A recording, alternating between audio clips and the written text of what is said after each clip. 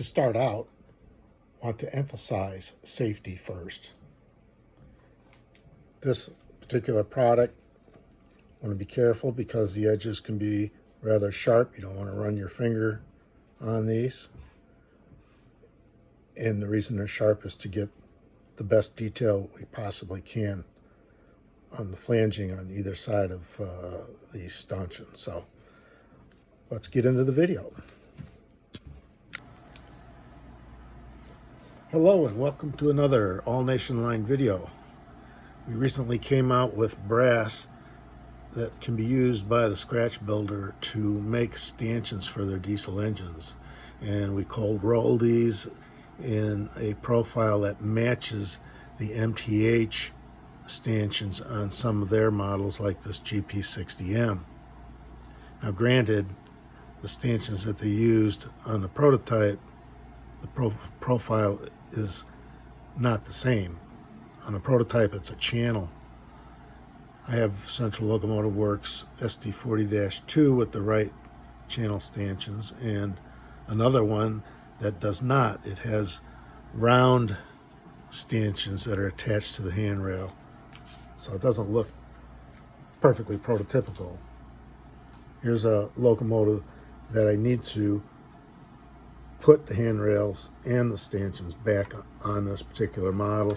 This side is okay, so I have a starting point. I can measure the thickness of this handrail and match it up with my brass rod, and soon we'll be coming out with some of these stanchion profiles that are channel based. But in this video we're going to show you how to take this raw material that we have out there on our web store, and we have it in 10-inch lengths and 10 pieces per pack, so it's about 100 inches to play around with. So you can make stanchions of different lengths. Like here's a very long one, very short one, and if you have to repair your model, it's very easy to do. So I hope you enjoy the rest of this video, and comments and suggestions are always welcome. So the first thing I want to demonstrate is that when you get these pieces of brass from us, we'll ship 10 pieces, and each piece is 10 inches long. And we do that because it ships a little cheaper in a number 12 envelope. But in any case, that length gives you the opportunity to make a stanchion to whatever length is required for your particular model. The material itself has a form. You can see that the left and right is flared out, and the center has the look. The back side is flat, of course, but when you make the stanchion, this will be the outside facing. And typically what we would do is, in this video, we're going to show you how simple it is to make this curl to fit on any diameter if it'll go in, handrail. So whether you go with real thin brass handrail, and I would go with brass because you can just put a very tiny bit of solder on that and it'll hold it in place and it'll look very sturdy. Now the thing about this particular product that we're coming out with is this is cold rolled, so it's not a soft brass. And the first thing you would want to do is maybe take and cut a length like this off. And what we'll demonstrate here in a moment is what you're going to do first with this end. So I would like to emphasize that you only need very simple tools to do this. Now, I usually use a flat piece of steel or scrap steel that I don't care too much about.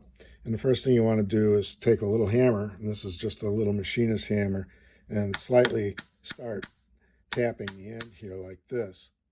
Now, you can go to something more solid, and what you're doing is you're flattening out the end first, and it's going to, as you shape it, the brass will get harder. And let's say you want to stop at this point and you're going to take a look at the edge here and see how flat you really have it. Keep checking it, and it doesn't matter how far back you go. I mean, you can go pretty far back because you're not going to cut your length until you're done with working this tip. This is the end that's going to wrap around your railing, and so even if it flares way out this way, normally what I do is I just take my Dremel tool with a cutting disc, I trim this straight across here, I may clean up the sides a little bit, and then what you do is you take this over and you put some heat on it to just anneal the tip. You don't need to anneal the whole thing, just a tip, so that you can take your needle nose pliers and be able to start to bend it and shape it for the handrail that it's going to go around. And you can actually crimp it if you want, or wait until you install it on the model and then maybe touch the soldering iron to it. So that is a very easy way to do it. If you don't anneal the tip, you may not be able to find it as easy to bend in the shape that you want. See, it's very, very stiff, but as soon as you put it over a candle, or if you have a propane torch where you can just give it a quick shot, it'll soften that tip up nice, and it'll be very easy to shape your stanchion. At that point, once you're satisfied with starting the bend for your handrail, you'll want to start to measure your length that you're going to need and understand how you're going to mount it on the body of your engine. And you may, at some point, once you determine the length, start pounding the other end a little flat so you can utilize that in its mounting. And it's really that easy. So it's quick. You can do these quite rapidly. It doesn't take a lot of effort, and when you're all done, it looks pretty good. Now, what you want to do before you do any paint on this is to make sure you have it perfectly clean, especially if you use soldering acid, to touch a little solder on that before painting. So that's my solution for a lot of the stanchions that I need to put on my engines, and they look pretty good when they're done. So here I've laid out several pieces to demonstrate what it would look like with different types of ends. And in this case, before annealing the tip, I've hammered, and as you can see, there's a lot of differences between each one. It just depends on how you want to form and shape it. So if you want a much thinner tip, you may have to anneal it and hammer it a little bit more, but note that as you hammer, you're going to harden the metal. So before you bend it around your handrail, you want to anneal it one last time. This one and this one I hammered out, and I cleaned it up just a little bit with the Dremel tool. And I like to have a transition from this profile to the flat profile right before the bend. So you'll have to experiment and see what is appropriate for your particular modeling needs. In this case here, I've kind of bent this because I want to have one of the stanchions look like maybe it was pressed in from an accident. It doesn't have to be perfect, but it all depends on what you're trying to achieve.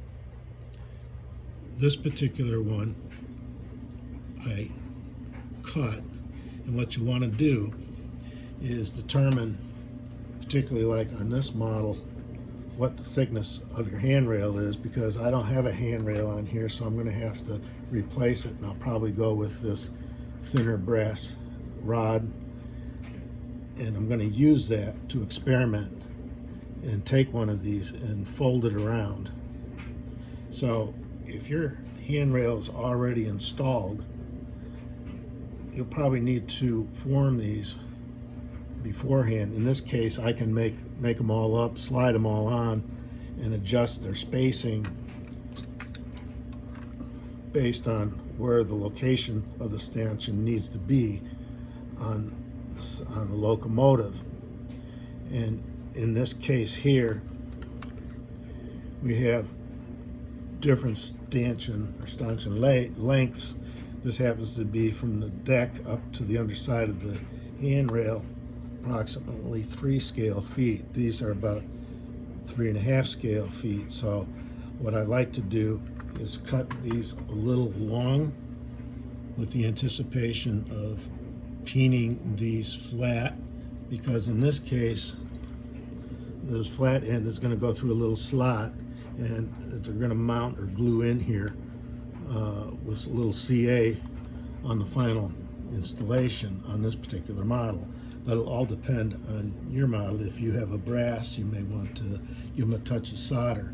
So in order to get everything uniform in terms of length, I'll generally have something, as in this case here, I have this parallel, and I'm going to use it to actually determine my length. So I'm not too concerned.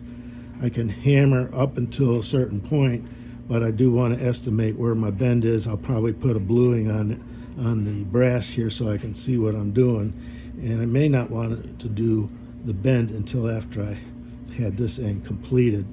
Not saying this is the right way to do it, but whatever you're comfortable with. And this parallel just happens to be 3.5 scale feet wide, so I'm going to make each of these so that the length is uniform. So that's some tips on using these brass pieces in our little kit here to help you replace stanchions that are missing, broken, or maybe even to put one on that looks better than the original. And in some cases, on some models, particularly older ones, they could have done a better job doing stanchions. Now, in some locomotives, like in the case of this particular one, the profile of this stanchion is the inverse of these that I created. But on my other locomotive, they look just like these, so I want to match them up as close as I can to the original. And I would have to come out with a little bit different profile on this locomotive here to satisfy my desire to have it conform to its original. But on my Santa Fe, I know that on that particular engine, the stanchions have this profile, and that's what I'm going with presently.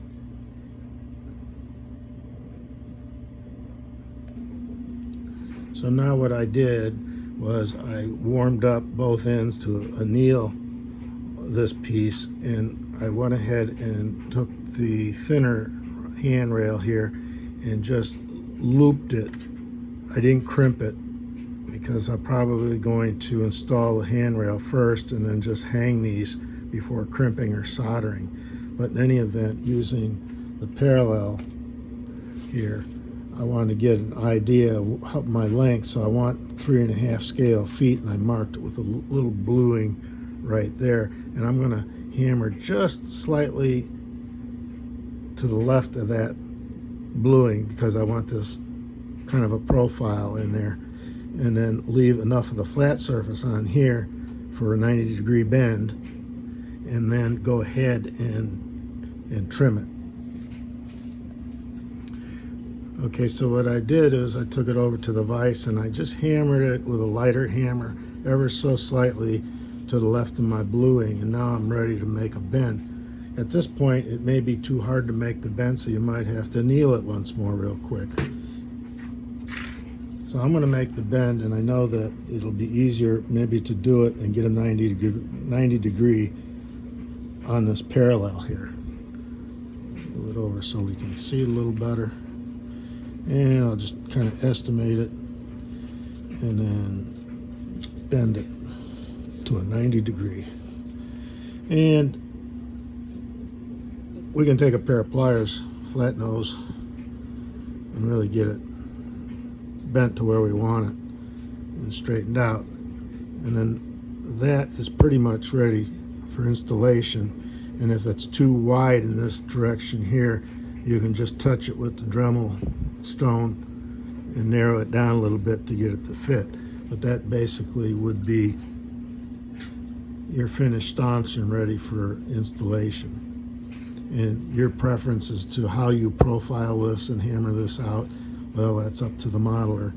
I like a little bit more at the top, but not so much at the bottom.